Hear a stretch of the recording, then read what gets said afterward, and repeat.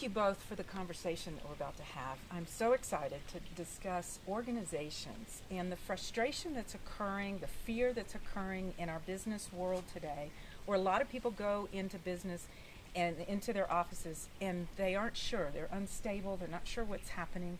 And I would love to take it back to the beginning and let's talk about how we ended up with organizations to begin with. And I think there's a connection to biology with organs and with organelles and things that I've learned from you. So Bruce, let's start with you and just talk about perhaps where you feel the evolution of organizations have come from. Well, yeah, I would love to start off with first a simple definition of what a corporation is so then we can fit it to the story. And a corporation is a group of individuals that come together for a common purpose. Mm-hmm. And I say, well, when did this really start, this organizational aspect? And I say, about 3.5 billion years ago, there were only single-celled organisms like amoebas, and that's all there were. But evolution led to cells coming together in community. And the reason for that was survival was increased when a number of individuals could come together and share their awareness. But in the beginning, they were just simple communities, so every cell was capable of taking care of itself. But communities started to get large, with hundreds, thousands to millions of cells. And at some point, it was impractical for every cell to do exactly the same thing. So as the large numbers increased, then it became important for a distribution of the labor, so that not all cells were doing the same thing. Specialization occurred. So if I look at an embryo that's developing, let's say with a million cells in it, I say one of the first organizations that occurs is the heart. A group of cells come together and say, look, our function together is that we will create a heart and pump nutrition around the system. So a group of cells say, this is what we're going to do as an organization. But to do that and specialize in that function, they had to give up other traits that they would have been doing for themselves, like procuring food and taking care of waste and all that.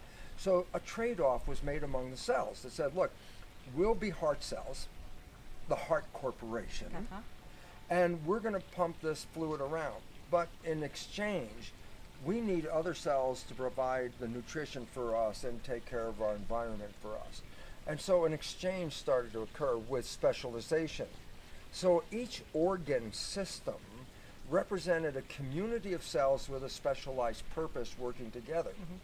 Now, as corporations as such, a corporation and organization of these cells into each different organ system, what was very important is that it was all based on cooperation.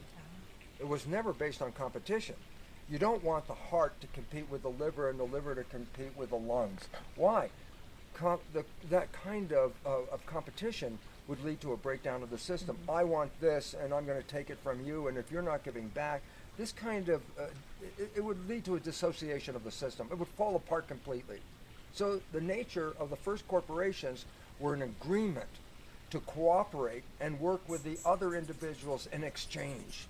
Okay? And the exchange was in perfect balance, because if it got out of balance, then the whole system tilted and it went out of alignment. So basically, I said, when did corporations start? I said, about 3.5 billion years ago, when cells decided that a specialization was more practical and efficient to support a very large community. And it grew over time. And then people became the equivalent of cells. And at first evolution, there were just small communities, tribes, clans of people, where everybody was just doing hunting, gathering, that's all they were doing. But as the population increased, as it did with cells, totally impractical to have everybody do the same thing. So specialization occurred at the level of humans. And humans started to form guilds, which became corporations, to specialize and provide a function to the whole in exchange that other people would support them. And that was the great idea. And it started out and it worked beautifully. But somewhere along the line, cooperation was replaced by competition, and the game changed. Exactly. And that's where we are today. We're at and do you feel like it needs to change? Oh, it has to. Yeah. Because there's no way that one corporation can say, I want all of this, and I'm going to, you're going to have to pay for it, and then somebody sacrifices. Then the purpose was lost. The original purpose of the corporation was to support the community, not live off of the community. And so in today's world, corporations are in competition, and people get abused in it. that's not relevant to the corporation because their bottom line is how much money they're going to make. Right. And this was never the principle of a corporation. Right, right. And so, Rob, what do you feel the bottom line principle of the corporation should be moving forward? We have to reinvent what we're calling business. That's my opinion. And right now, it is singularly for many corporations, not all of them, by the way. There's light at the end of the tunnel. Right. And there's some wonderful corporations and wonderful ideas that are beginning to learn that collaboration, in the best sense of that, and not competition in the worst sense of that, is where we need to go. And there's triple bottom lines and quadruple bottom lines, but the idea is that a corporation is here to serve humanity. And originally with corporations, you had to apply to be a corporation. And it wasn't just going down to an attorney's office and then signing a paper and then you're an LLC or you're a proprietorship or something, self-ownership.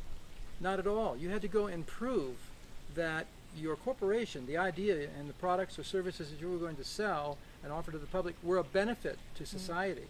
Mm-hmm. And if they weren't, you didn't become a corporation. Things progressed through the corporate realm, and I believe the main thing that sneaked in, maybe it was there all the time, but it became law, actually was driven off of exclusivity and greed. If we want the privileges of an individual, but we don't want the responsibilities. So when corporations became having the same rights as an individual, when in fact they have way more power than any one individual, we're now way out of whack with what the original intention was. Mm-hmm.